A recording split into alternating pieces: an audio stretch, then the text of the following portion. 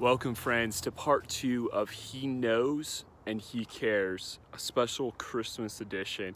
Behind me, I have a frozen lake, Quail Lake, here behind me in Colorado Springs. And as I walked last night with my beloved wife, she watched the video I posted, the first part, and she said, "Zach, there's got to be a part 2. This isn't complete." So with her inspiration, I'm coming back to you guys for a second part of He Knows and He Cares. And this was the thought that riveted both of our hearts as we took a walk and had an amazing sunset last night. As it is important to acknowledge the circumstances we're going through in a troubled heart, it is far more important to recognize, celebrate, and remember who He is within it. I'm going to say that again. As important as it is to recognize the circumstances we may be in and the sadness and the sorrow within our heart, it is far more important to acknowledge, to feast upon, and dwell on who He is. I don't know about you guys, but in the circumstances of life, I can either choose to dwell on what I'm going through or what Jesus went through and who He is. So I can either choose to dwell on what I'm going through and the sorrow and trouble I'm facing, or I can choose to focus on who He is. Focus determines follow through. This is a sports concept, and it's true to anything in life. Focus determines follow through. You ever notice when you're driving that you tend to go towards what you're focused on? The same is true in life. If I'm focused on a troubled heart and adverse circumstances, I'm going to be down. I'm going to be in despair. I'm going to be frustrated. But if I focus on who the Father is, if I focus on Him as the Prince of Peace, if I focus on Him as the everlasting Father, if I focus on Him as the light of the world, my whole horizon, my whole focus will determine a whole new follow through. And I've found this, and I've stated it many times in these episodes, what I focus on always consumes me.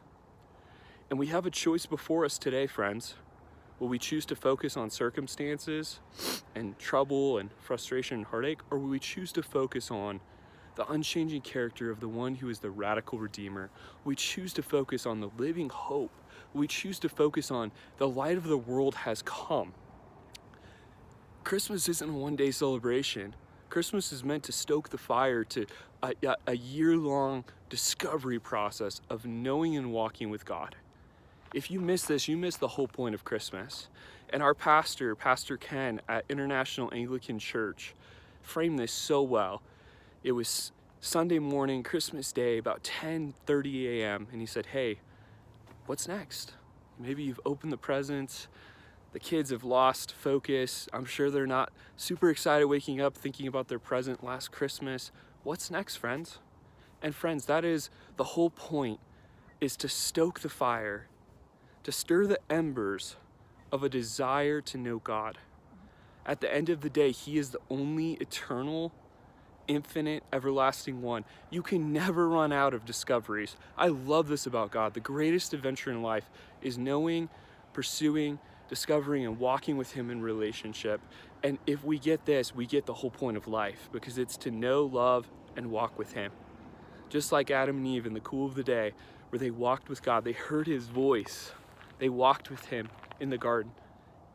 That is not some mystical, far off fairy tale. It is the reality that Jesus paid the very price of humbling Himself, becoming a man, being born as a helpless baby, the infinite God coming into a human body to make a way for us, to become the way that we can have everlasting hope. We can have light that shines no matter how dark it is. Light is greater than darkness. And I want this thought to sink in. Jesus is the light of the world, and He came to bring light and life in all that we do. So let's journey forward into 2023 with our hearts set ablaze to know Him better, to intentionally cultivate an authentic and vibrant relationship with Him. Will you join me, friends, on the journey? Will you walk? Can we walk together? That is my invitation. That's my heart, and why I continue to film these episodes. I want to stoke the embers. I want to see God light the fire as the Holy Spirit is often images of fire, and it says in Hebrews, for our God is a consuming fire.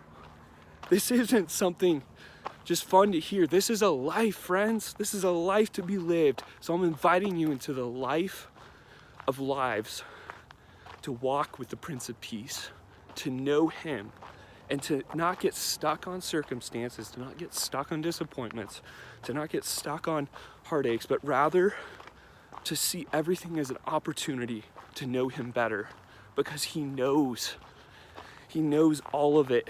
He's experienced the full gamut of emotions and circumstances that we walk through, and he cares. So may we walk with him as our loving shepherd who knows, cares, and wants to develop us within it all.